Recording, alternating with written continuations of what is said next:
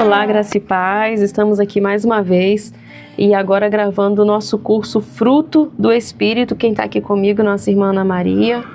Olá, gente, que prazer estar aqui, mais um tempo de ensino e de aprendizado também. Uma bênção estar aqui com vocês. Hoje a nossa aula vai falar sobre o amor, né? Uma das características do fruto do Espírito. Pega aí o seu caderninho, pega a sua caneta para você já começar a registrar os textos que vão nortear o nosso estudo nessa aula. É o Gálatas 5:22, 1 Coríntios 13, 1 a 7 e João 15, 12 e 13. Depois você abre a sua Bíblia, leia com calma. E aí falando sobre o amor, né? Esse primeiro e mais importante aspecto do fruto do Espírito.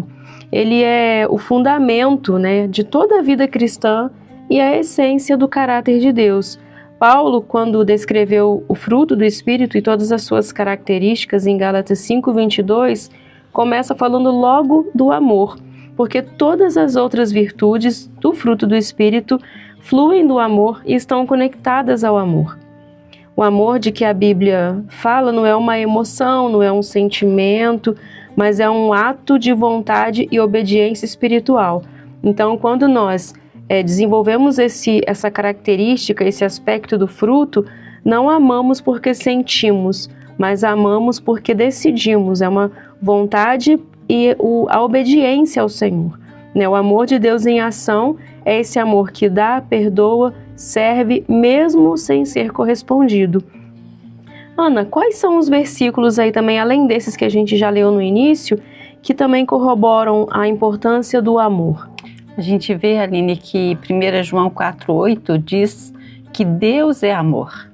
Então ele não sente amor, ele não é parcialmente amor, ele é amor. E o amor de Deus é derramado em nossos corações pelo Espírito Santo.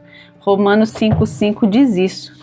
E a gente vê, Aline, que a palavra grega usada por Paulo para explicar, para falar um pouco do amor, é a palavra ágape. E esse amor é incondicional, é um amor sacrificial e ele é divino. Ele é diferente dos outros amores que nós humanos sentimos, sabe? O amor eros, por exemplo, é um amor romântico entre marido e mulher, né? O amor philos, que está relacionado ao amor entre amigos.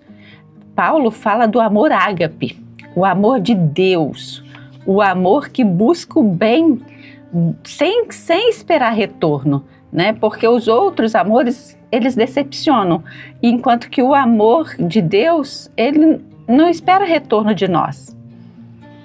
É isso aí, é um amor que não precisa da gente fazer nada, né? Não precisamos fazer nada para Deus e Ele continua nos amando o tempo todo. É um amor que a gente não consegue nem mesmo mensurar, nem descrever.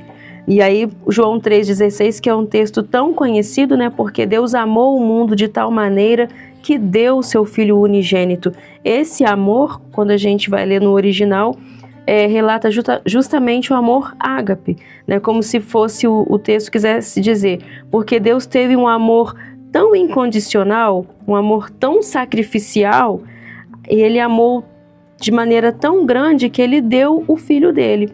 E não fala depois no versículo o que Ele esperava de nós, né? Justamente Ele deu o Filho para que tivéssemos vida eterna com Ele.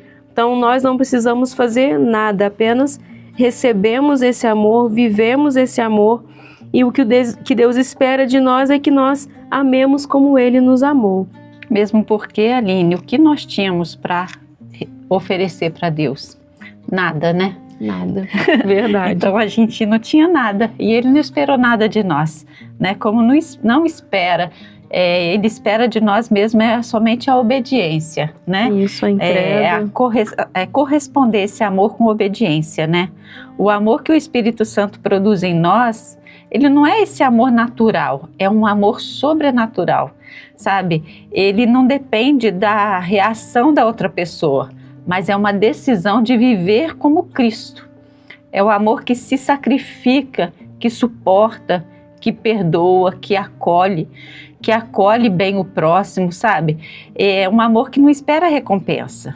E esse amor, ele jamais pode nascer do coração humano. É um amor que nasce do coração do próprio Deus, sabe? Que foi derramado por nós, é o que diz em Romanos 5:5. É verdade, um amor que Ele nos deu, né, por nós mesmos, como você disse. Nós não teríamos condições de amar a Deus com o amor que Ele nos ama. Nós até tentamos, né? Nós tentamos amar, tentamos entender, aprender esse amor, manifestar esse amor, mas é algo que naturalmente não está em nós. Se não é o próprio Deus, o Espírito Santo, derramando esse amor em nós, né, Ana? Jamais conseguiríamos.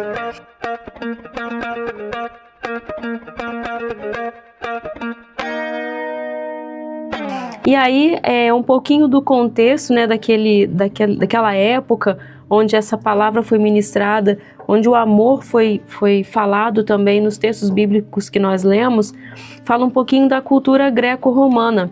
Nessa cultura, o amor ele era visto como paixão, desejo ou amizade entre pessoas semelhantes, né? O amor filos, o amor eros, essa era a visão do amor que eles tinham.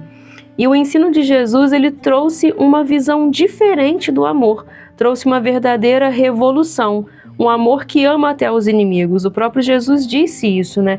Amar as pessoas que te fazem bem, amar as pessoas que te amam não tem tanto proveito, mas ele manda amar os inimigos, abençoar os que nos perseguem. Isso é o amor de Deus, o amor que não é nosso, não é natural, mas o amor que ele derrama em nossos corações.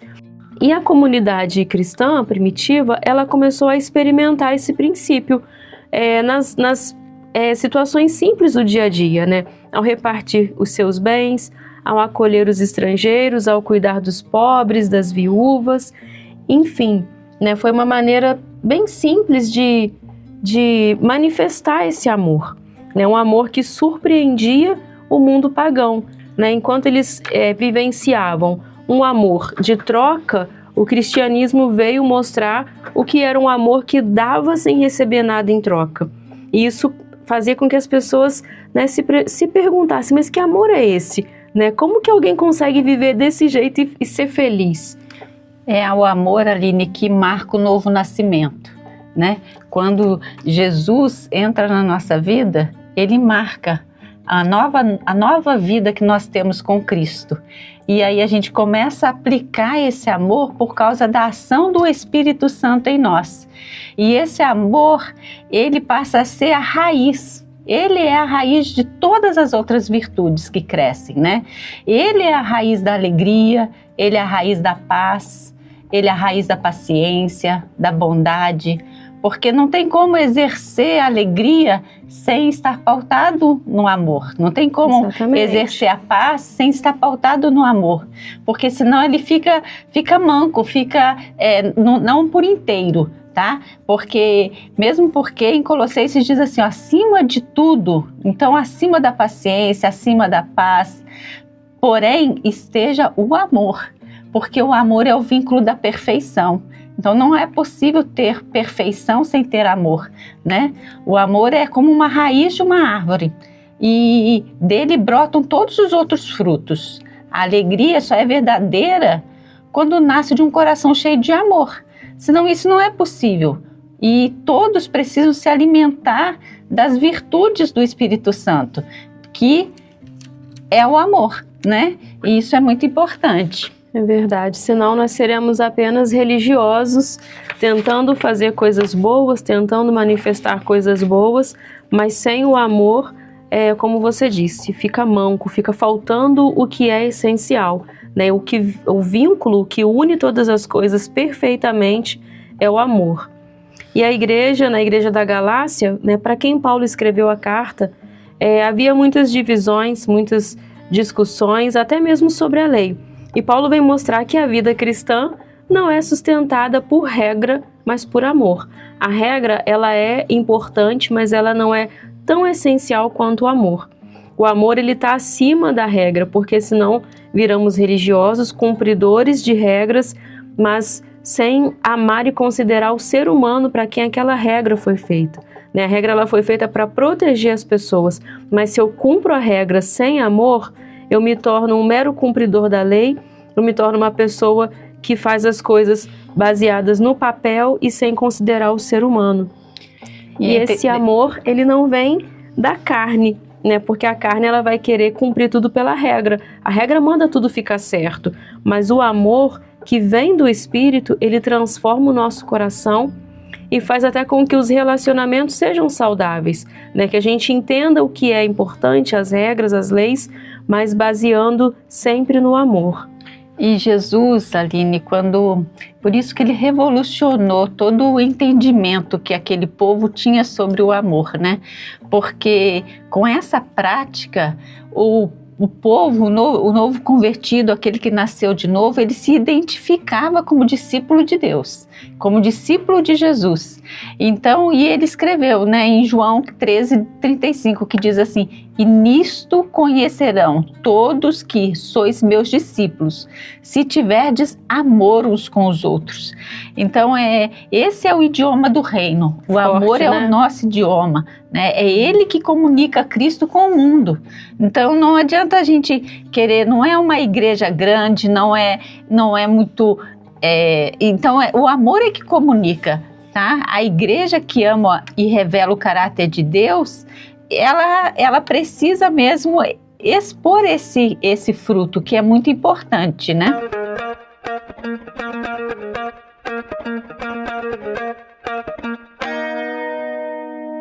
E é o fruto, né, o aspecto do fruto pelo qual seremos conhecidos como discípulos. Olha só, né, não é pelas leis, pelas regras, pela maneira como nos comportamos. Se o amor não estiver baseando e direcionando as nossas ações, as nossas reações, nós não seremos reconhecidos como discípulos dele. Esse é o nosso maior sermão, né, Aline? Verdade. A gente às vezes nem precisa falar tanto, mas a gente precisa viver o amor e ter obras com amor, né?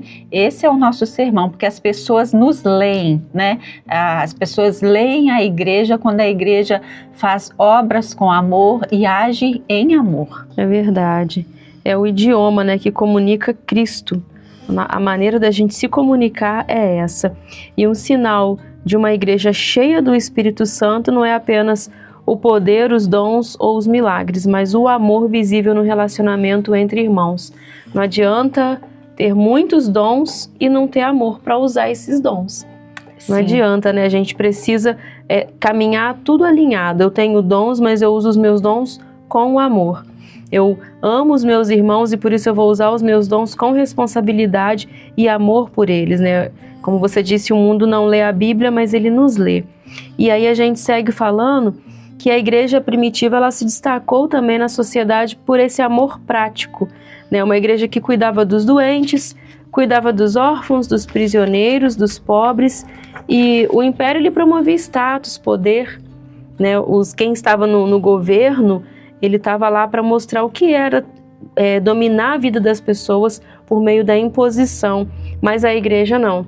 A igreja ela atraía as pessoas pela compaixão e pelo serviço. Então, como Jesus veio mesmo na contramão, né, estabeleceu um reino totalmente diferente do reino desse mundo, né, Ana? Enquanto o reino desse mundo, quem lidera, quem governa, domina as pessoas pelo poder, Jesus veio mostrar um reino que atrai as pessoas pelo amor. Que diferença de domínio e atração, né? Ele nos atrai, né? Ele nos atraiu, e não é uma imposição, né? Ele nos atrai e a gente corresponde bem a isso quando a gente vai ao encontro dele e viver desta forma, né? Verdade. Com amor. Em João 15:12 diz assim: o meu mandamento é este, que vos ameis uns aos outros. Também não adianta a gente dizer que ama a Deus, que corresponde ao amor de Deus, se eu não amar o meu próximo, né? Essa comunhão com o próximo, esse amor, essa ajuda ao próximo é que testifica que eu amo a Deus, né? Porque o Senhor, ele faz a gente crescer neste amor e permanecer no amor fraternal, como diz em Hebreus 13, 1-2, né? E permanecer no amor, isso é muito importante, porque a igreja, ela acolhe todo e qualquer tipo de pessoa, e nessa acolhida nós demonstramos esse amor, né? Abraçando, ajudando, ajudando mesmo a sair de uma vida marginalizada e ser incluído, né? Na vida que Deus tem para ele. Os cristãos, cristãos que servem em silêncio, movidos pelo amor a Cristo, porque por vezes não é na fala, não é na exigência, mas é na ação em amor mesmo, né? E nós cremos mesmo que Deus tem levantado os líderes que pastoreiam com ternura, com cuidado, e que não tem essa imposição do que tem que ser, do que tem que fazer. Aos poucos as pessoas vão conhecendo esse amor, mergulhando nesse amor e vão tendo um relacionamento com Cristo que vai mudando as suas atitudes e seus pensamentos aqui na Terra, né? E tendo compaixão com os irmãos. É verdade, Ana, é isso mesmo. E tudo isso a gente, quando aprende o amor e começa a desenvolver essa habilidade de amar sacrificialmente, nós fazemos sem esperar que as pessoas nos retornem ou nos reconheçam, né? Quando acolhemos uma pessoa ferida, marginalizada, alguém que chega na igreja com vários problemas, a gente oferece um abraço, um apoio e até mais, né? Às vezes a pessoa precisa de uma cesta básica, precisa que pague uma conta, precisa de coisas a mais e a igreja oferece isso sem pedir nada em troca, é uma maneira de demonstrar amor. Né? Quantas pessoas, às vezes, em situação de rua, chegam pedindo algo e a igreja dá, oferece aquilo que a pessoa está precisando. Isso é um amor sem esperar nada em troca, porque olhando apenas, né, uma visão rápida, o nosso olhar carnal, o que um morador de rua poderia nos oferecer em troca de algo que a gente faça? Nada. Né? Depois ele pode se recuperar e pode ser um grande homem de Deus e pode fazer coisas pela igreja e retribuir aquilo que ele recebeu no início, mas quando ajudamos ali naquele momento, não há uma intenção de receber nada, né? Apenas mesmo a intenção de ajudar e demonstrar o amor de Cristo que já está em nós.